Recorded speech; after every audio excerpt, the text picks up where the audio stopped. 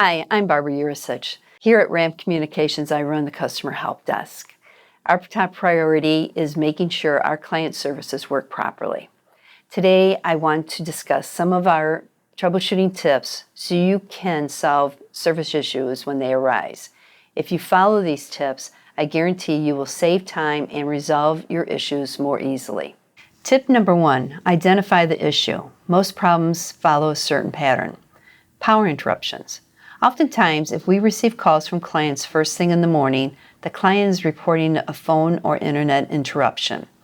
One of the first questions most service providers ask me is if there have been any power interruptions at the customer site.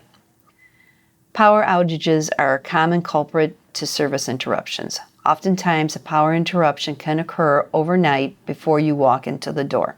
So before going any further, I recommend that you check your equipment and confirm the following. Does your phone or internet equipment have power? Are the lights out? Are the displays on your phone empty? Do your routers show red lights and nothing else? If you notice any of these issues, we advise you check your power sources. You may need to reset your UPS device. Then wait for the service to come back online and test.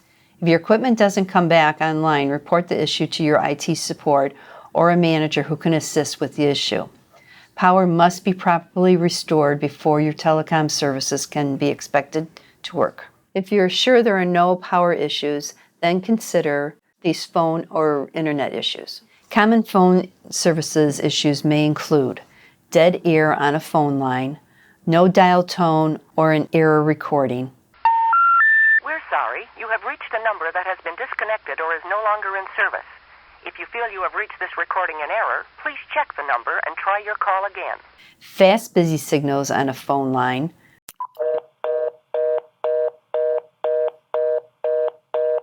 noise, humming, delay, or continuous static during a conversation.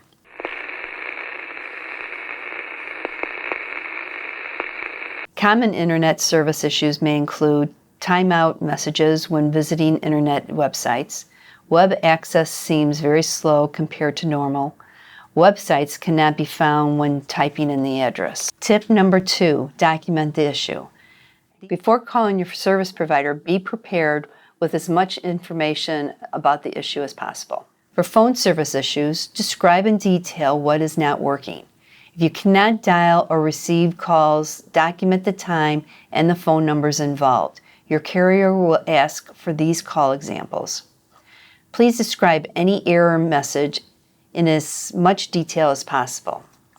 For internet service issues, document any error messages that appear on your computer, for instance, specific codes.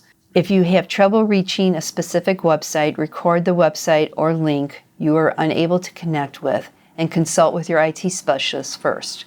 In most cases, your IT specialist can resolve the matter without making a phone call. Tip number 3, open a trouble ticket. I recommend keeping a list of the names and phone numbers of your service providers at your fingertips. When you call, be prepared to be patient. Some carriers can take 30 to 40 minutes to pick up your call. Once you do connect with a specialist, be sure to have your account number, phone number, and contact information ready for the representative. I always recommend getting the name, callback number, and email address for the specialist I'm working with so I can keep tabs on my open ticket request. Do not expect the issue to be repaired immediately, and don't expect the rep that you're speaking with to be able to fix it. The rep is working in a call center. He or she will pass along your information to a repair specialist. This is why you need to provide as much information as possible during your call. Do not hang up with the service provider without getting your trouble ticket number.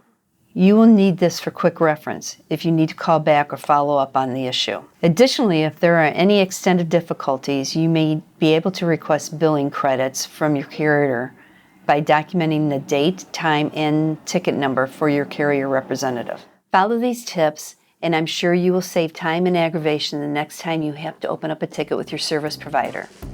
Thank you for watching, and have a great day.